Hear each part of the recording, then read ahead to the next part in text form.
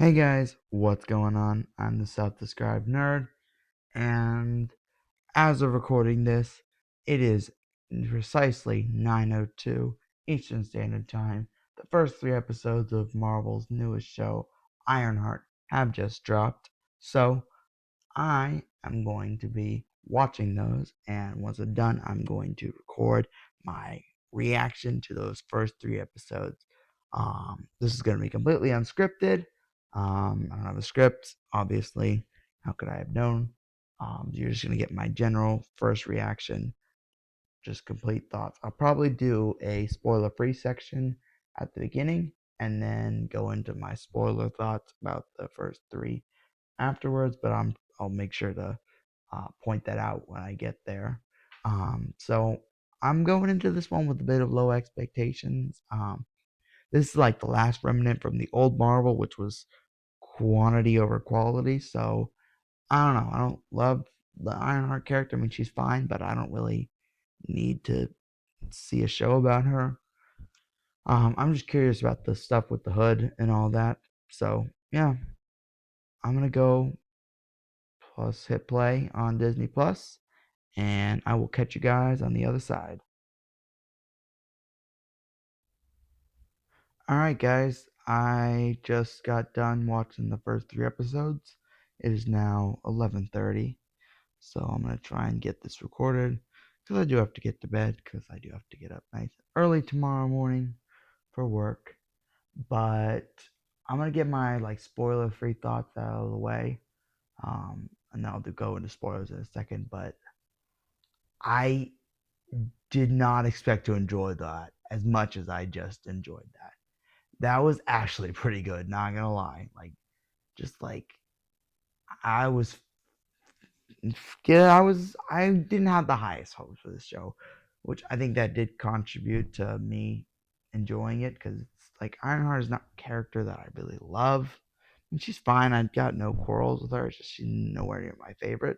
So Ironheart show, all right. But yeah, this show is actually pretty good. Those first three, I don't know why Marvel was hiding it, unless it gets really bad in those final three. Which I mean, based on what I've seen so far, I don't really think it's gonna get there. So I don't know why Marvel was trying to hide the show. Dominique Thorne is doing a great job. Um, I really do like her as Riri. Um, she's got a really interesting dilemma with her AI, which that's in the trailer. I don't really consider that a spoiler. That's really fascinating. The suit, the white suit, is barely in it, which is not, which is too bad because I do really like that white suit. But the new one, the one that she builds afterwards, is kind of growing on me. Not gonna lie, that white suit is still. I do like the cleaner white look, but the new suit. But the definitive MVP of those three episodes, without a doubt, is Anthony Ramos as the Hood. The dude is a menace. He's got he gets a really cool action scene in episode three. The cloak and the powers are all it's really intriguing. It's really drawing me in. Um, what do I call it? I don't really have a lot of negatives about that. The decision that Riri made at the end of episode three, I don't, it's a little iffy. I don't know if I love that for her character. But I do see what they're trying to do with that and how that's going to set up for future episodes. If you know, you know. But obviously, not everyone's going to take. I've watched it. I mean, I've watched it as soon as it came out because I have no life. But I'm gonna end my spoiler-free discussion right here, and I really do think you should go give this a watch. I mean, it's not gonna be for everyone. If you're one of the woke, anti-woke, all those crybabies, they're gonna hate it. Um, but I genuinely do think I really enjoyed those first three episodes. It is off to a really strong start, so I definitely think you should give it a watch. So there you go. All right. From this point forward, I'm going to talk some spoilers for these first three. So if you haven't seen it, or you don't really, or you have seen it, or you don't care, you can continue watching. But if you're at all curious, I really want to urge you go watch those first three.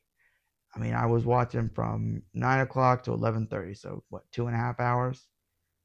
It wasn't bad. I mean, I watched it right straight through, and my internet was being glitchy, so it added a watt time. So it's not a big time commitment. I really suggest you go give it a watch. All right, final spoiler warning in three, two, one. Mephisto. It's definitely Mephisto. Like I mean, he didn't show up, but it's got to be Mephisto. Like there is no one else that it could be. They keep mentioning like, oh, it's there. She was like joking, like, oh, maybe it was a Louis of Dawn. Although I heard that he wrestled it from a demon, which I mean, in the comics, he gets the hood from Dormammu. Um, a demon. I'm pretty sure it was Dormammu. I know they may have changed that, but my understanding is that it is Dormammu that gives the hood. But Dormammu is currently banished, um, and that would be a big implication to undo the amazing ending of Doctor Strange in this one random Disney Plus show that I guarantee a lot of people are not going to watch. That's an insane implication to think that Dormammu has broken that oath and is now coming back. So I really do not think it is Dormammu. I mean, they could pull the random demon route where it's just some unnamed demon, but I don't know. I really, really think. I mean, I've been wrong before. I believed the WandaVision was gonna introduce Mephisto, and then I believed the whole Spider-Man at Home, Doctor Strange and Mephisto, and then I believed he was gonna be in Multiverse of Madness. So this is fourth time's a charm, but every time that like I'm just grasping at straws because I really wanted to be Mephisto because I really want to see Mephisto. I don't know. I'm weird, but just like the way that they were like portraying the hood and how it's just like this darker half and the shadows and all that, and that there was some voices, and I mean it did kind of sound like Sasha Baron Cohen, who is rumored to be playing Mephisto. Um, so I'm really hoping. I mean, there is always the off chance, but Marvel knows. Like they know that fans want it. I mean, the WandaVision writers were talking about how like they didn't even know who Mephisto was when they saw this fan speculation during WandaVision. They were like, "Oh yeah, it would have been cool." So I do think that Mephisto is on their mind, and I do think we're gonna get him. Um, but if it's not, I'm gonna be so disappointed. But I really thought that Mephisto was going to show up like at the end of episode 3 when Parker sees the shadows, and then, but I guess that was meant to like just get him primed to go against Riri. But for a second there, I swear those shadows, the armor, it looked like devil horns, and I was like, "Oh my god, that's Mephisto!" But then it wasn't. It was just the shadow of Riri's armor. But still, I really, really think we have a shot at seeing Mephisto. All right, let's jump into the non-Mephisto stuff. Which I mean, what's the point if it's not for Mephisto? We could talk about Ironheart. Ironheart, I really like what Dominique Thorne is doing with Riri this time around. Her character in Wakanda Forever was fine. I didn't hate her. I just kind of felt like she was there as a commercial. Like they kind of fit her in there where she's like, oh, she builds the vibranium detector, but it really felt like a commercial. So this one, she gets like have her own story, and it's actually she's doing a good job. She wants to build the suit. She wants to be undeniable. Um, and my big thing was like she's talking about how like she wants to be the heir to Tony Stark and all that. And I mean, I'm not trying to say I'm trying to. I gotta phrase this right because if I say it wrong, but I don't know. If I did not think that she was the right person to carry on the Iron Man legacy. Not because she's a woman, not because she's black or anything like that. It's just she doesn't know Tony personally. Like maybe she funded a project. That was what I was thinking. It was like maybe she when Tony funded everyone's projects at MIT during the events of the Civil War. Riri could have been one of those that got her project funded. So she looks up to her, but she just doesn't have any connection to Tony personally. And I feel like Spider-Man has more of a connection to him, but then you'll bring up the whole Iron Boy Jr. things, and we hit the whole topic. So I really did not see her as the heir to the Iron Man and to successor and all that. But what they did with it was interesting. I like what they're doing with it, where she doesn't like, she's not like straight up trying to be Tony. Like she's not trying to be the next Iron Man, but she wants to like build on Iron Man's legacy. And there's a reason why.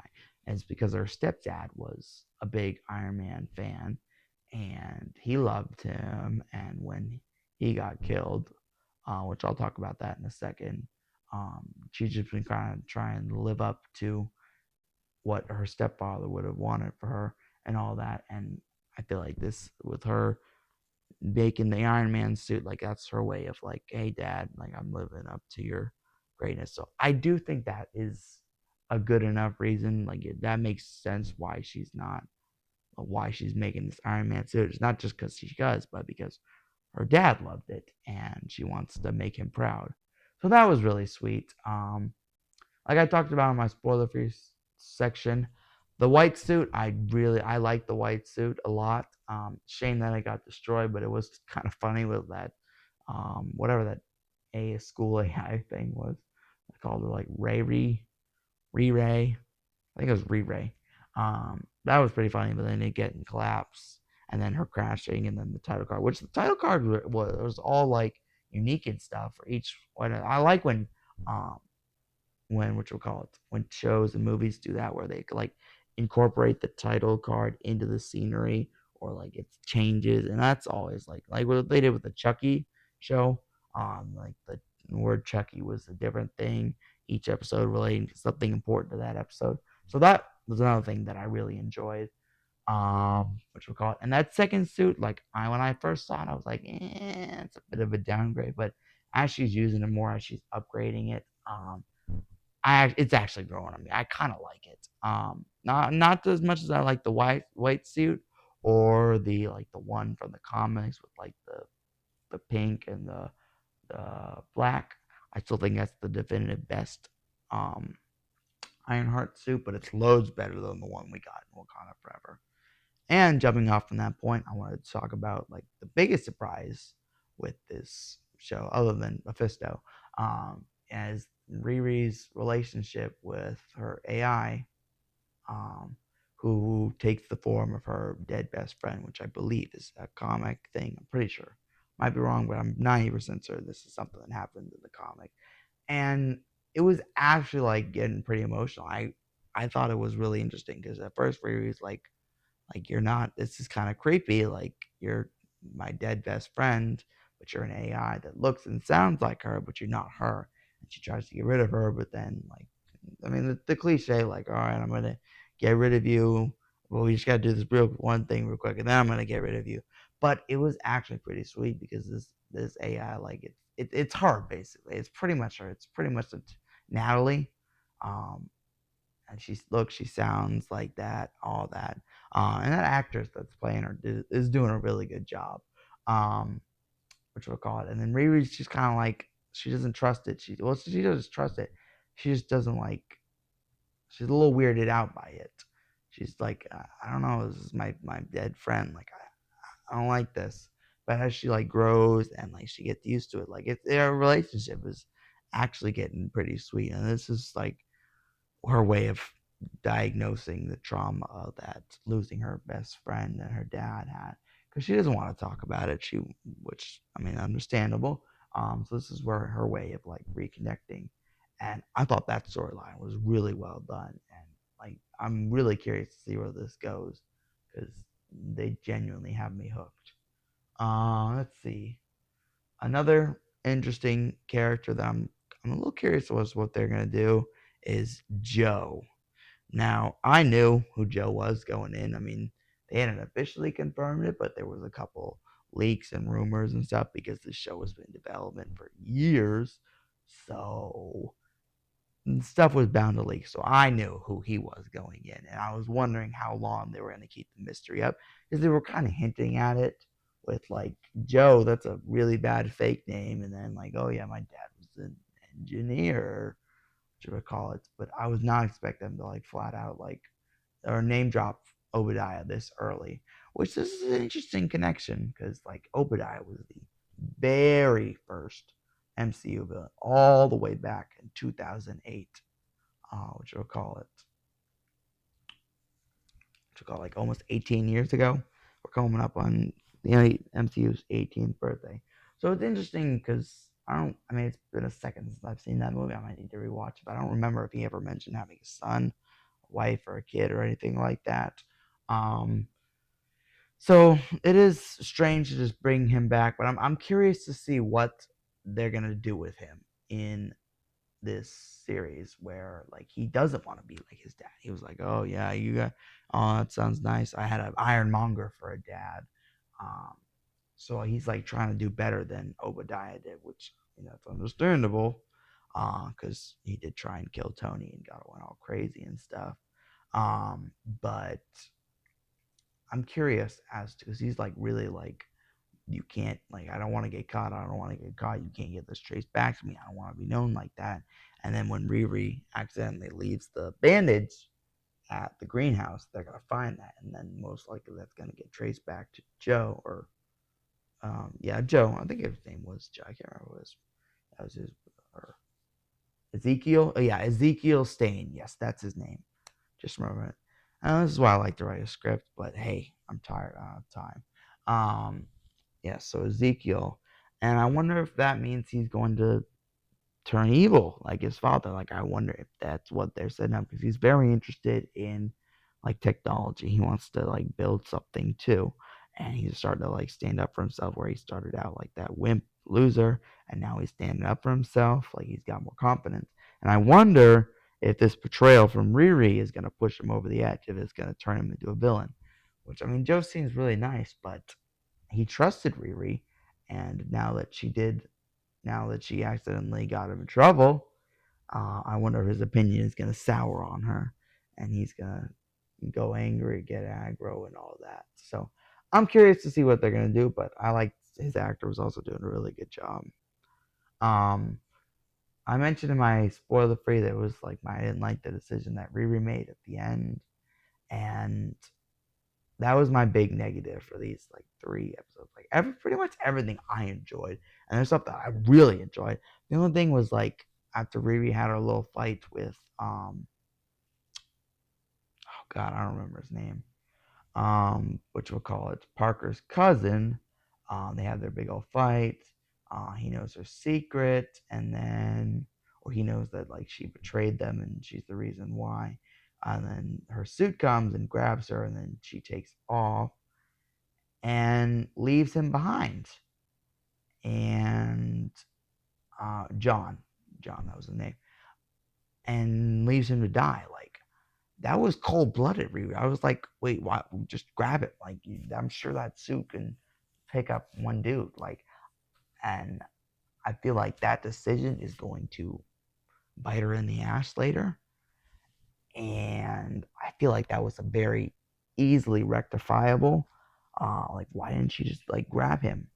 Like, dude, like, what were you thinking? Like, and that's gonna. And now Parker is wants to kill her because she's responsible, or Mephisto is gonna let him know how she was responsible. So that's gonna set her up. Like, and then she's like feeling bad. Like maybe I was thinking at first like she did it to protect herself, but then she seems like all like, oh my gosh, oh my gosh, oh my gosh, oh my gosh. So I think she accidentally left him, but still, I mean, it felt like that was a very easily avoidable. Just grab him, get him out the room, and that's definitely going to be why Parker turns against her and why they're going to fight later on. So I felt like that decision could have been easily rectifiable and could have saved her a lot of heart headaches going forward. Um, so yeah, I'm trying to think anything else. I think that was it for my reaction to these first 3 in my review. So, but overall, I did enjoy my time with this series. It is a lot better than I thought it was going to be. And I'm not just saying that because Mephisto, but I really think Mephisto. Oh my goodness. We might actually be getting Mephisto. I can't believe it. Anywho, I'm going to sign off for now because I'm going to go get ready for bed and stuff since it is nearly midnight, and I gotta get up in 5 hours. So I'm gonna go try and get some sleep. But anyway, if you are someone like me that watched the first 3 episodes immediately, ASAP, what do you think of it? I'd love to hear your thoughts down in the comments. If you like this video, do all the standard YouTube things, like subscribe, turn on notifications, all this fun stuff. But yeah, I've been the subscribe nerd. I'll catch you guys later.